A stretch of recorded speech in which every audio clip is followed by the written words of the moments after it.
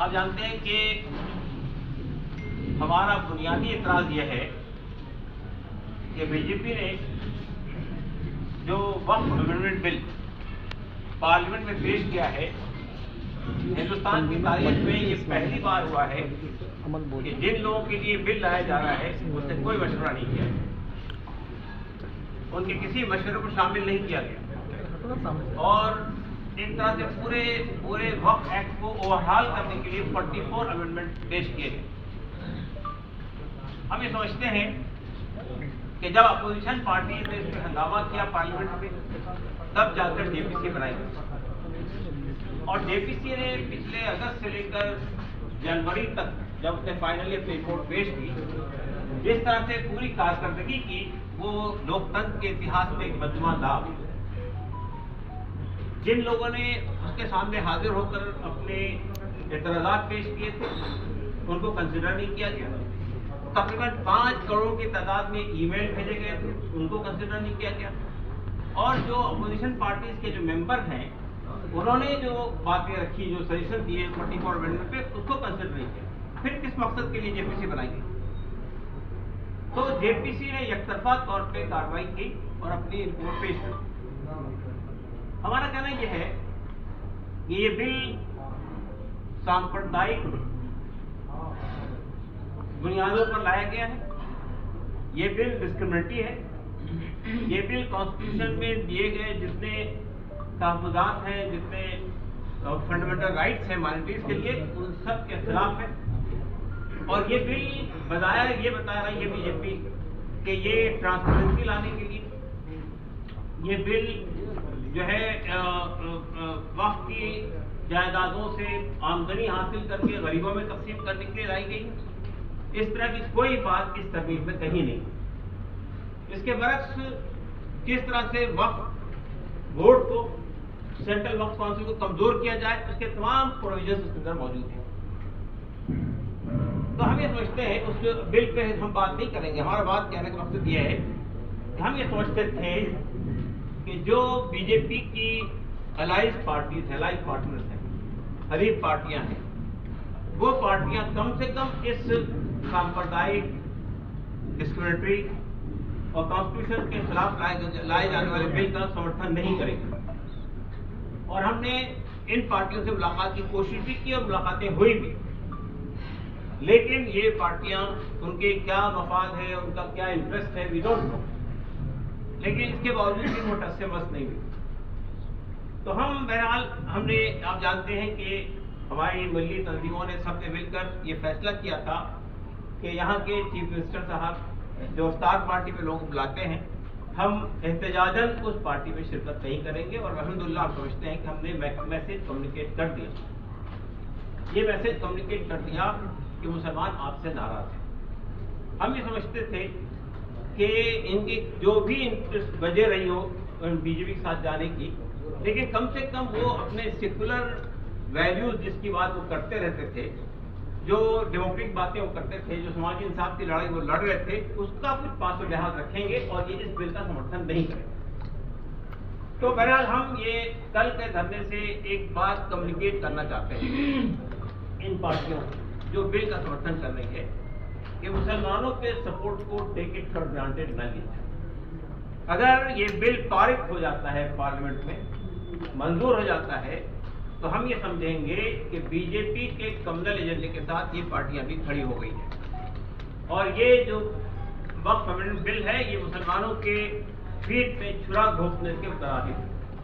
हम ये बात इसलिए कहते हैं कि ये बिल मंजूर होने के बाद वक्फ की जो प्रॉपर्टी बरसों से, साल से, सदियों से इस देश में चली आ रही है, मस्जिदें हैं, ईदगाहें हैं, खानकाहें हैं और इसके अलावा जो है दरगाहें हैं, कब्रिस्तान हैं और वक्त के चैरिटेबल पर्पस के लिए होने वाले जो इदारे बने हुए हैं, इन सब इदारों पर हस्तक्षेप का, इस पर खिलवाड़ करने का, इस पर कब्जा करने का, इंक्रोचमेंट का रास्ता साफ हो जाएगा और खासतौर से गवर्नमेंट के। तो ये जाहिर बात है कि जब आप हमें हमारी मस्जिदों से महरूम कर देंगे, जब आप हमें हमारी ईदगाहों से महरूम कर देंगे, जब आप हमें हमारी खानखाहों से महरूम कर देंगे, तो जाहिर बात है कि आप हमारे मजहबी मामलात में हस्तक्षेप कर रहे हैं, जो कि हमारा कॉन्स्टिट्यूशन इसकी इजाजत नहीं देता है। तो हम ये कहना चाहते हैं इन अलायंस पार्टी से कल के धरने के जरिए से कि अगर उनका ये रवैया रहता है और वो अपने रवैये से बात नहीं आते हैं तो फिर वो हमारे समर्थन को भी टेक इट फॉर ग्रांटेड न लें। वो हमारे समर्थन के बारे में ये न समझें कि अब हम उनको समर्थन करते रहेंगे। अगर वो बिल का समर्थन करेंगे तो वो हमारे समर्थन को लूज कर जाएंगे। हमारे समर्थन को लूज करने का मतलब उनको समझ में आ जाना चाहिए। तो हम ये समझते हैं कि कल का धरना जो है, कल के धरने में all India Muslim personal board की कॉल पर यहाँ की तमाम मिली तंजीमें, जमात शरिया बिहार उड़ीसा, जमात इस्लामी हिंद, जमीयत अहले हदीस, जमीयत उलमा हिंद और इसके अलावा खानखाए मुजीबिया, खानखाए मुनिमिया, ये और आपके मिली काउंसिल, मुशावरत और ऑल इंडिया मोमिन कॉन्फ्रेंस, ये सब लोग आज इस धरने में शामिल, आज इस प्रस्ताव में भी है और कल धरने में शामिल है। कल के धरने में हमारा ख्याल ये है कि तमाम पॉलिटिकल पार्टी तशरीफ लाई। दिल्ली से कई लोग आ रहे हैं, कई एमपीज आ रहे हैं जो जेपीसी के मेंबर थे वो भी आ रहे हैं, और यहाँ की जो पॉलिटिकल पार्टीज हैं वो पॉलिटिकल पार्टीज के लोग भी आने वाले हैं। तो बहरहाल ये बात साफ है कि जितने इंसाफ पसंद लोग हैं, जितने कॉन्स्टिट्यूशन में, संविधान में विश्वास करने वाले लोग हैं, वो हमारे साथ खड़े हुए। हमने दिल्ली का जो धरना दिया था उस धरने में माइनॉरिटीज के लोग भी आए थे, सिविल सोसाइटी के लोग भी आए थे, आदिवासी भी आए थे, ओबीसी भी आए थे और ट्राइबल्स भी आए थे। और ये सब लोग महसूस करते हैं कि आज वक्फ पर हमला किया गया है, कल हिंदू इंडोमेंट पे हमला होगा, परसों सिख इंडोमेंट पे हमला होगा, और इस तरह से ये सरकार वक्फ की जमीनों को हड़प करके अपने कारपोरेट भाइयों को, अपने कारपोरेट फ्रेंड्स को देना चाहती है। तो जाहिर है कि हम आपके माध्यम से ये बात कम्युनिकेट करना चाहते हैं कि ये एक बहुत ही गलत काम होने जा रहा है। इस गलत काम के लिए हमारे देशवासियों को भी हमारे साथ खड़ा होना चाहिए। ये कि ये इंसाफ की लड़ाई है, ये बुनियादी तौर पे कॉन्स्टिट्यूशन को रोक यानी बाकी रखने की लड़ाई है। इसलिए हम आपके माध्यम से ये बात कम्युनिकेट करना चाहते हैं कि कल के धरने के जरिए से हम जो मैसेज देना चाहते हैं वो बात हम चाहते हैं कि आज आपके जरिए से पब्लिक तक पहुंच जाए कि कल का धरना किस लिए हो रहा है। हम समझते हैं कि कल के धरने से ये स्पष्ट हो जाएगा कि बिहार के मुसलमान, और बिहार के मुसलमान ही नहीं, बिहार के अतराफ जो इलाके हैं, आपके झारखंड है, बंगाल है, यहाँ से भी कुछ लोग सिम्बॉलिकली इस धरने में आएंगे। तो बहरहाल हम ये बात कम्युनिकेट करेंगे कि ये बिल हमारे लिए एक्सेप्टेबल नहीं है, एंड हूएवर सपोर्ट इट, जो भी इसको सपोर्ट करेगा वो हमारा सपोर्ट लूज कर जाएगा। कासिम रसूल साहब, सवाल ये है कि एक लेटर आया था मुख्यमंत्री के दावती इफ्तार का बाइकआउट करने। जनता दल यूनाइटेड के एमएलसी डॉक्टर खालिद अनवर ने कहा ये फर्जी है, हमारा शरिया के लेटर पैड पे है, लेकिन मुस्लिम पर्सनल लॉ बोर्ड के दूसरे संगठन ने अपने लेटर पैड पे क्यों जारी नहीं किया? एक सवाल ये हुआ। उसके अलावा जो लोग वहाँ गए थे वो आज आपके साथ बैठे हुए हैं, तो वो बाइकआउट के साथ आपके साथ नहीं थे, लेकिन इस वक्त के मामले पर आपके साथ हैं।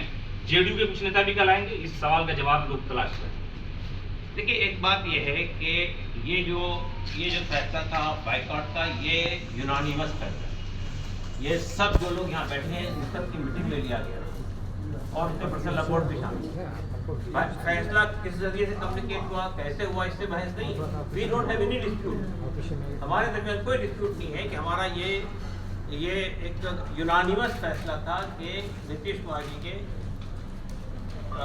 अफ्तार पार्टी में हमारे लोग नहीं जाएंगे, और उसकी वजह ये थी कि हमारे तमाम मना करने के बावजूद भी उनकी पार्टी बिल का समर्थन कर रही। तो हमने एहतजाजन, ये दिस वाज आवर प्रोटेस्ट, हमने सर आपने क्या नीतीश कुमार जी से मुलाकात की थी, उनसे क्या बातचीत हुई थी, क्या उन्होंने कोई एश्योरेंस दिया था आप लोग को? देखिए, नीतीश कुमार जी से जहाँ तक पर्सनल लॉ बोर्ड का ताल्लुक है, लेकिन हमारे यहाँ जो तंजीमें बैठी हैं